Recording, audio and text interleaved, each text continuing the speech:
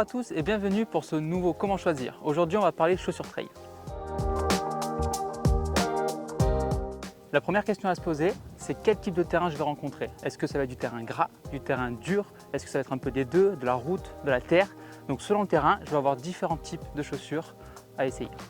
Alors commençons avec du terrain gras, avec par exemple la Peregrine 13, qui va avoir des crampons prononcés, comme ceci, qui vont permettre justement une bonne évacuation de la boue, des pierres et de tout ce qui va pouvoir venir se coincer dans la semelle.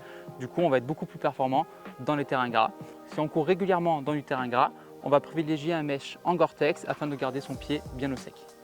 Pour continuer sur les types de terrain, parlons maintenant terrain rocailleux et technique avec par exemple la Spin Ultra de chez Scarpa. Sur ce modèle, on va avoir donc une chaussure qui va être rigide avec un excellent maintien du pied qui va permettre justement de pouvoir attaquer dans les terrains techniques, un excellent pare-pierre sur l'avant qui va bien protéger aussi en cas de coup et surtout on va avoir une gomme plutôt tendre qui va bien adhérer sur les rochers. Si vous avez affaire à des terrains plus roulants, il existe aussi des modèles comme par exemple la Torrent 3 de chez Hoka qui va avoir du coup la spécificité d'avoir des crampons pas trop proéminents, pas trop petits et qui va vous permettre justement d'avoir des bonnes relances sur terrain roulant comme de la piste d'FCI, du parc, etc. Et pour finir, si votre pratique s'oriente davantage sur de la polyvalence, de la route et de la terre, il y a des chaussures comme la Challenger ATR7 de chez Hoka qui est prévue spécifiquement pour avoir une pratique polyvalente, donc un peu de crampons pour agripper sur la terre et une gomme spécifique qui va vous permettre de ne pas trop user les crampons sur la route et garder un minimum de performance.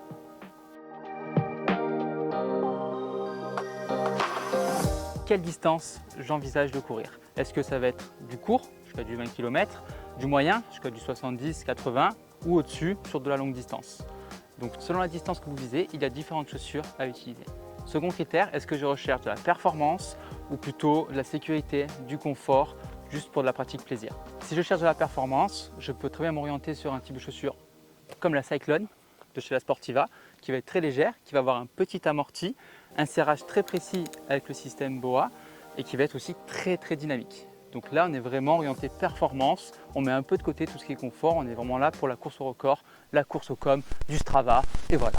Au contraire, si vous êtes plus dans une optique de confort, de plaisir et de sécurité, il peut y avoir des modèles comme la Torrent 3 de chez Hoka, qui elle va être du coup très légère, qui va avoir un très bon amorti, reconnu des modèles Hoka, qui va être très respirante et qui va vous permettre justement de pratiquer et de courir juste pour le plaisir.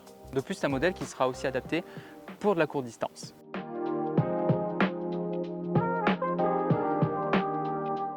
Il y a une question qui ressort très souvent, c'est le drop. Alors qu'est-ce que le drop? Le drop, c'est la différence de hauteur entre l'arrière de la semelle de la chaussure et l'avant de la semelle. Donc il y a trois types de drops. On va avoir les petits drops compris entre 0 et 4 mm, les drops intermédiaires ou moyens compris entre 5 et 8 mm et tout ce qui est au-dessus de 9 mm sera considéré comme drop élevé. Alors plus on va s'approcher d'un drop faible entre 0 et 4 mm, plus je vais avoir une foulée naturelle. À la base, notre pied n'a pas besoin de chaussures pour marcher ou pour courir. Du coup, c'est pour ça qu'on se rapproche d'une meilleure foulée sur un drop faible. L'avantage d'avoir un drop faible, c'est qu'on va attaquer davantage sur l'avant du pied, alors que le drop élevé va attaquer sur le talon et sera plus traumatisant pour les articulations et les muscles. Si vous courez actuellement avec une chaussure à un drop élevé et que vous voulez baisser votre drop, il faut absolument faire attention à y aller progressivement. Ça veut dire que vous commencez par un drop élevé, ensuite un intermédiaire, avant d'arriver sur un drop faible. Tout simplement pour permettre au tendon de s'habituer à la diminution du drop et ainsi éviter les blessures.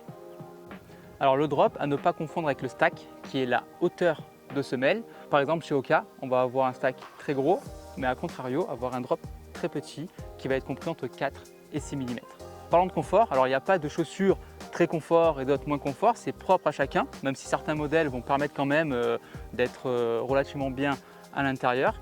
Il y a aussi la taille qu'il faut prévoir. Si on fait du long, on va prévoir une taille un peu plus grande parce que notre pied va gonfler. Et au contraire, si on va faire du court, très perf, on va avoir une chaussure très proche du pied qui va permettre vraiment de renvoyer toute la force qu'on va lui donner. Donc si on continue sur la pointure, il est important de ne pas prendre une taille trop petite dans le risque de toucher à la descente. Et si on prend une taille trop grande, notre talon il va se décoller, il ne va pas être assez maintenu. Si c'est le cas, si vous êtes entre deux tailles, vous savez que vous avez tout le temps un œillet supplémentaire que vous pouvez rajouter pour serrer davantage au niveau du coup de pied. Pour conclure, vous ne trouverez pas votre chaussure idéale du premier coup. Vous allez devoir essayer plusieurs modèles, donc n'hésitez pas à passer en magasin pour essayer et retrouvez tous nos conseils sur le site chelanka.com dans la rubrique Comment choisir ses chaussures de trail. A plus!